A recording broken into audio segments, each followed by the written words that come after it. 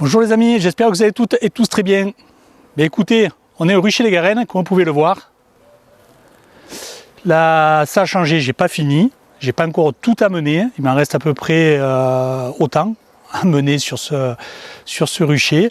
Mais j'ai commencé à en transférer tout ce qui était élevage, fécondation sur le Rucher les Garennes qui va servir plus qu'à ça.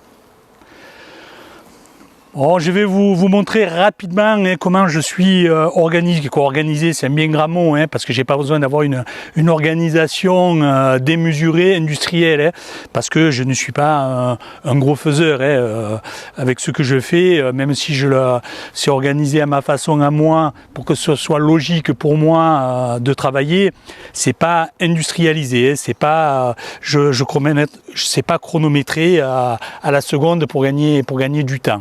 Donc voilà. Donc sur ce rucher, on va retrouver des apidéas. Vous en avez derrière moi. Vous en avez aussi encore un petit peu derrière. On a aussi des mini plus. C'est ce que j'ai ici devant moi. J'en ai devant aussi et j'en ai sur ma gauche. Et de l'autre côté, à l'opposé, j'ai 3 ruches à mâle. Ça, c'est pour saturer un faux bourdon, mon secteur, pour que les reines se fassent féconder par les faux bourdons qui ont été sélectionnés, les ruches qui sont dedans qui ont été sélectionnées. Donc, pour vous montrer rapidement ce que c'est une mini plus, donc c'est un format qui est tout petit en rapport d'une ruche. Je vais vous sortir un cadron, ça s'appelle cadron, pour vous montrer comment c'est à l'intérieur.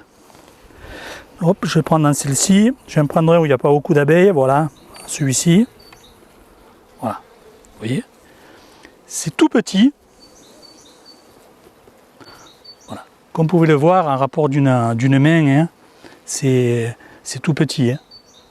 Donc là, elles sont en train d'étirer la cire, donc c'est calme. Vous voyez, c'est bon. En règle générale, c'est toujours calme là-dedans. Si ça s'énerve là-dedans, c'est que ça sera ingérable quand ça va être en ruche. Donc il ne faut pas garder la reine. Donc à l'intérieur,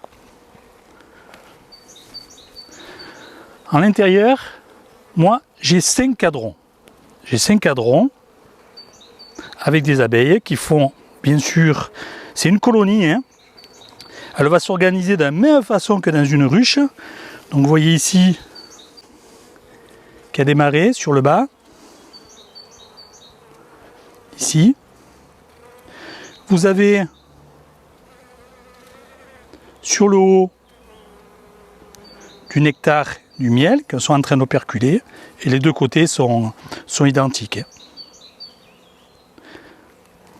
Donc la colonie s'organise comme dans une ruche, à part qu'elle est dans un modèle réduit, qui est vraiment réduit.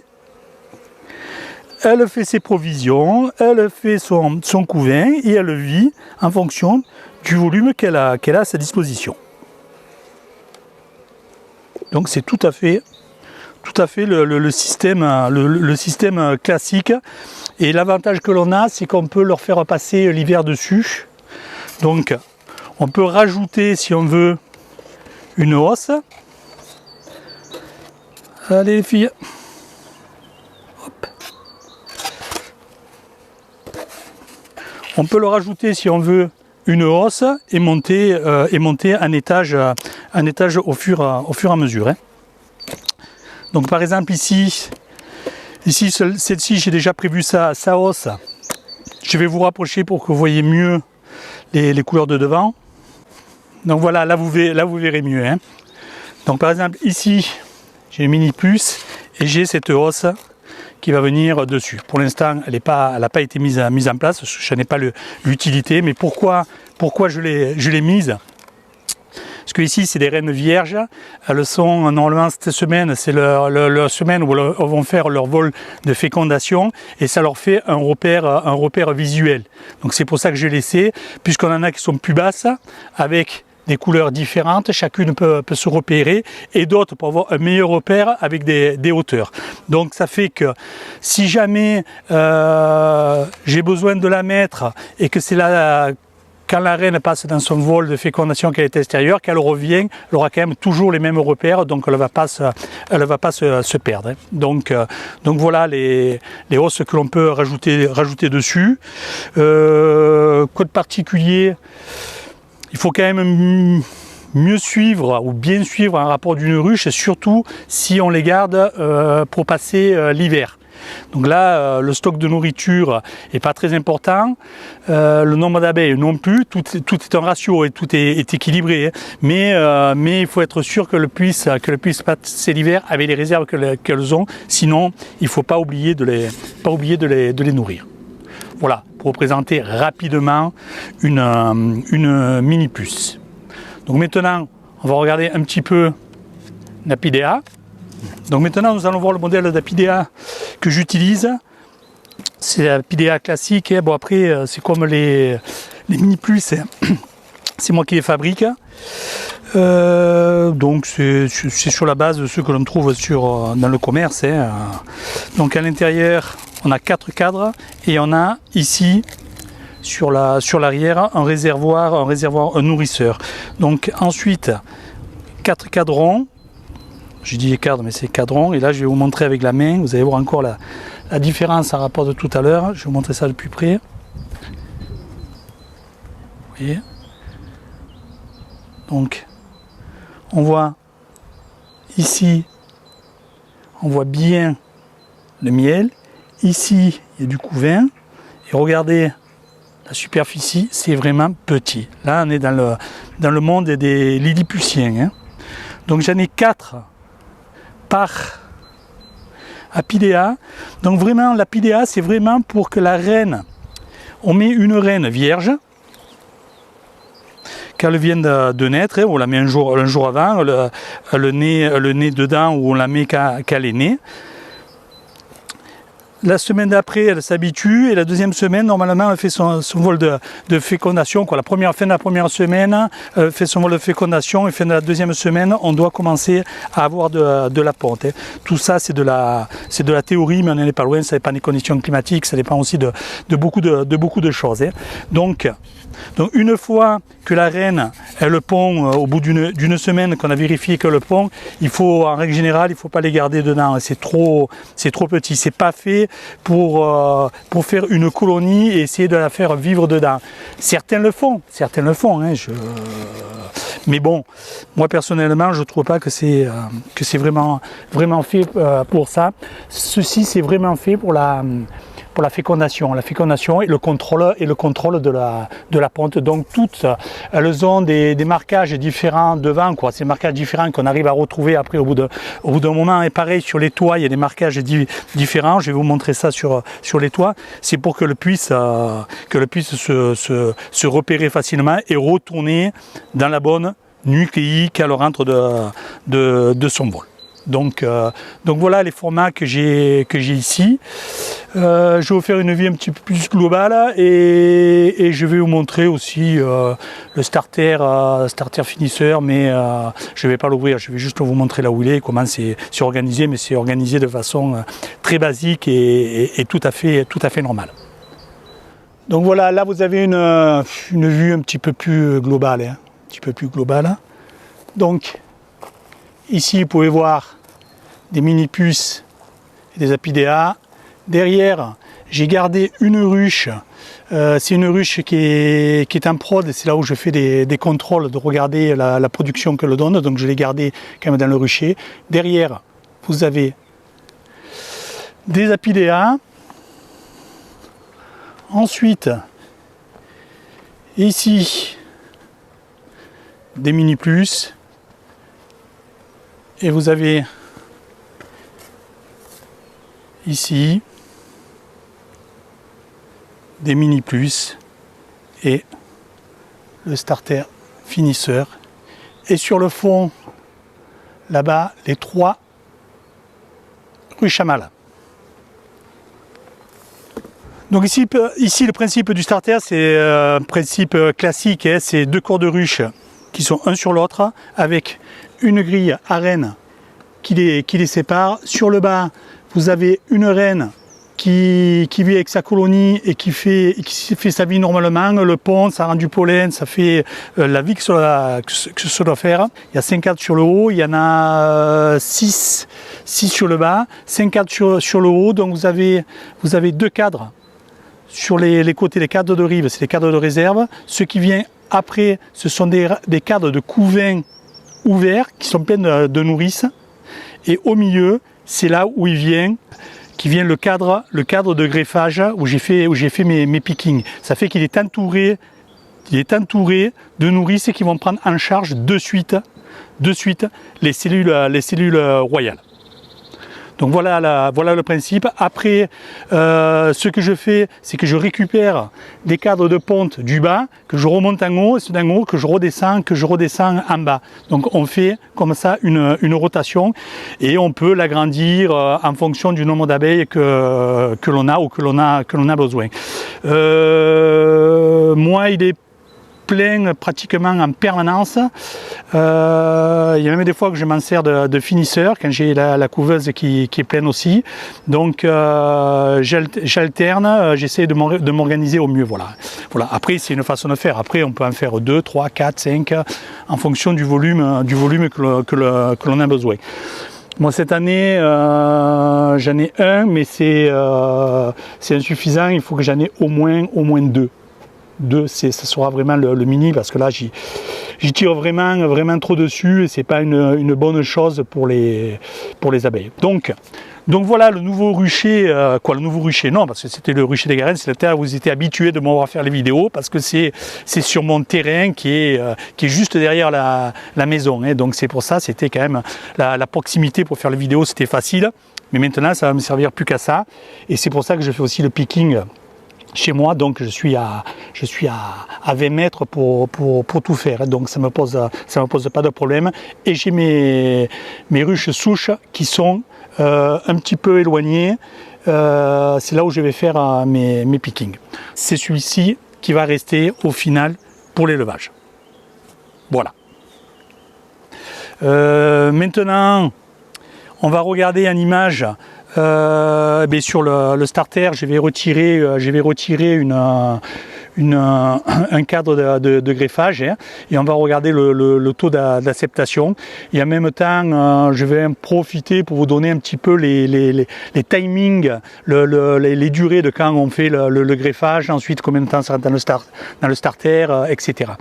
Je vais quand même mettre une vareuse, parce que ça, c'est le peut avoir un comportement un petit peu désagréable, vu qu'on ne s'arrête pas. Bon, bien que les ouvrants en permanence, normalement ça ne bouge pas, mais je mets quand même toujours une vareuse quand je fais ça, au moins pour être protégé, pour être bien protégé au cas où ça se passe mal.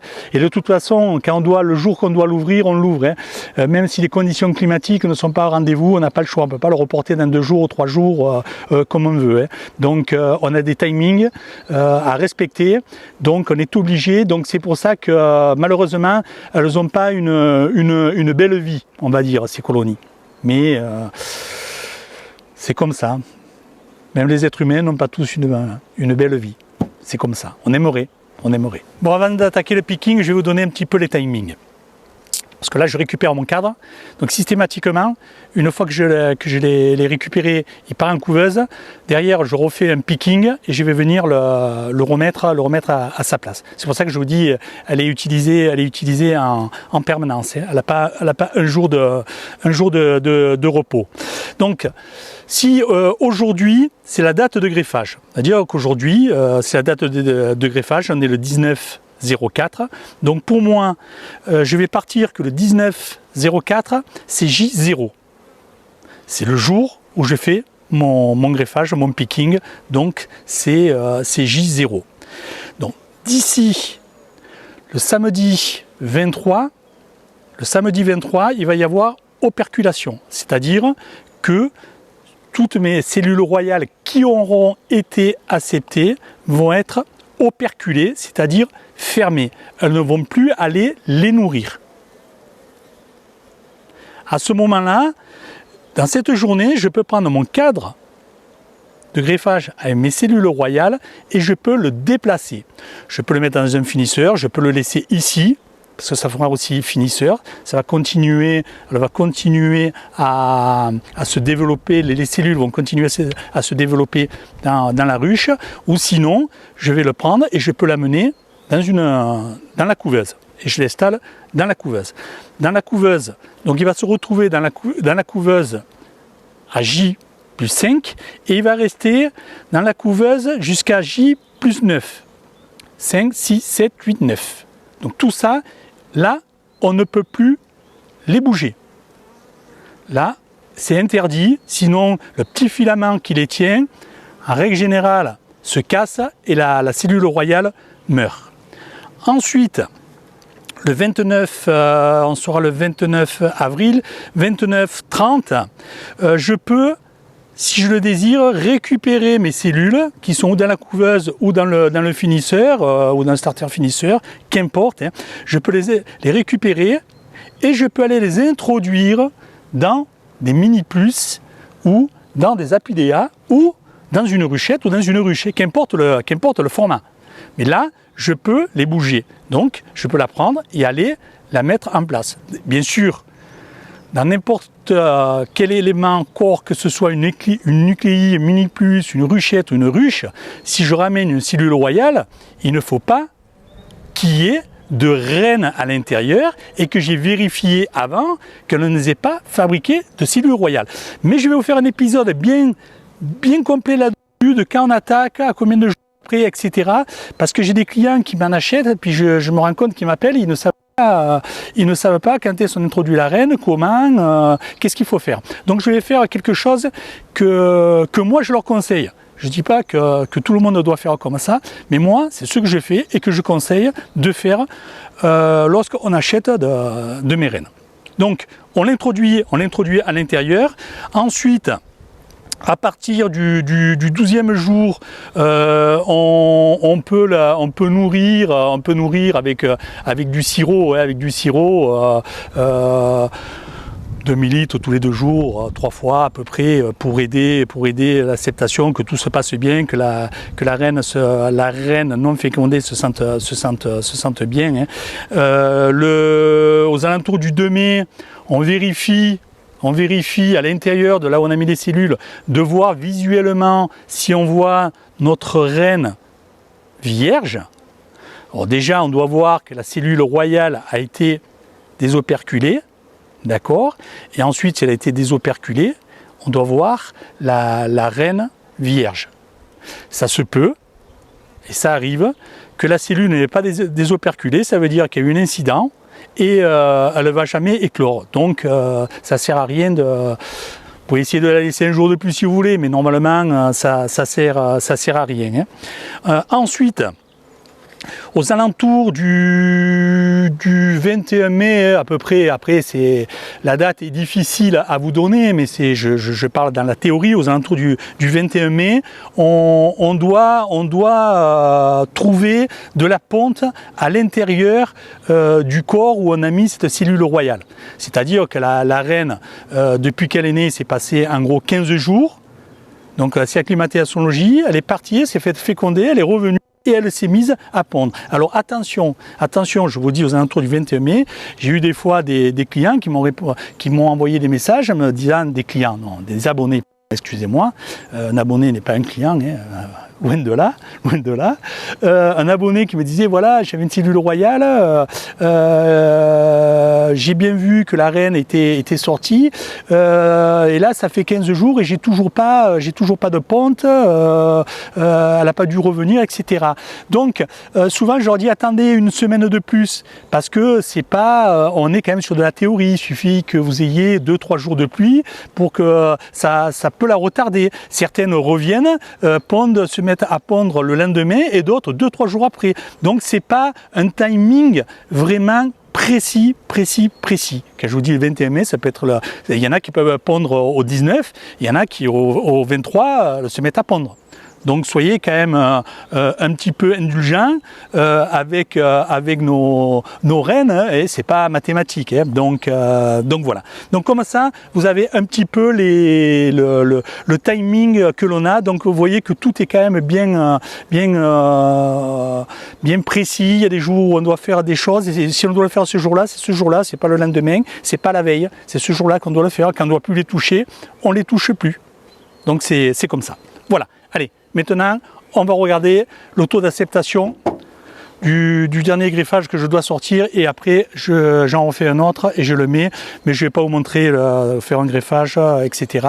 Ça s'arrêtera, je pense qu'après le picking, on aura fini l'épisode. Enfin, on verra ce moment-là.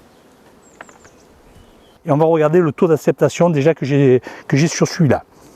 C'est là où j'ai fait le picking.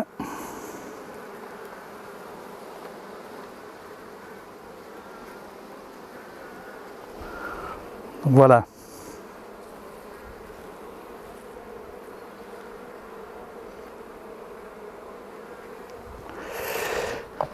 Ça n'a pas l'air génial. On va voir. Hein.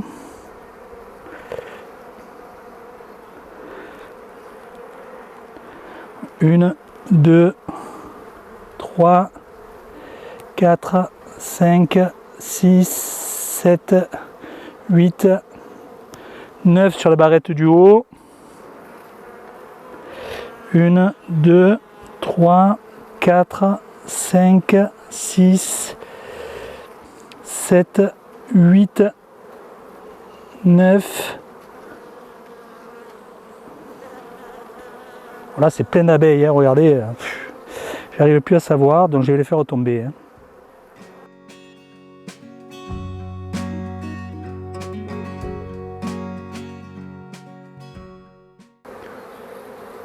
Donc voilà, je vais finir de nettoyer, je vais les mettre en couveuse et je vous reprends après. Hein. Mais écoutez, voilà, on a vu un petit peu le résultat du dernier. C'était le dernier greffage que j'avais. Hein. Il est pas mauvais, mais en fait, il faut toujours faire attention. Le résultat que l'on a là n'est pas le résultat final à 100%. C'est-à-dire que là, c'est operculé. Normalement, je devrais avoir le même nombre de rennes que ce qui a été operculé, mais il arrive dans pas mal de cas, je vais dire, c'est pas, j'ai jamais fait de stats là-dessus, mais que vous en ayez une à l'intérieur qui naisse pas. C'est rarement deux. Une je l'ai pas régulièrement, mais je l'ai de temps en temps. Vous dire pourquoi, je sais pas, c'est qu'il y a eu quelque chose au moment du développement de la reine. Hein. Après, c'est la nature. Si elle ne vit pas, c'est qu'elle ne doit pas vivre. Hein. Donc, écoutez, ça y est. Cette fois-ci, on arrive à la fin de l'épisode. J'espère que ça vous aura intéressé. Après, si vous voulez qu'on fasse un petit peu plus de choses sur, que je vous montre plus de choses sur l'élevage, eh bien, vous me laisserez des commentaires et puis on regardera ce que l'on peut faire. Je vous remercie d'avoir regardé l'épisode en entier. Je vous souhaite une excellente semaine. Je vous donne rendez-vous prochainement pour de nouvelles aventures et surtout, prenez bien soin de vous. À bientôt les apis.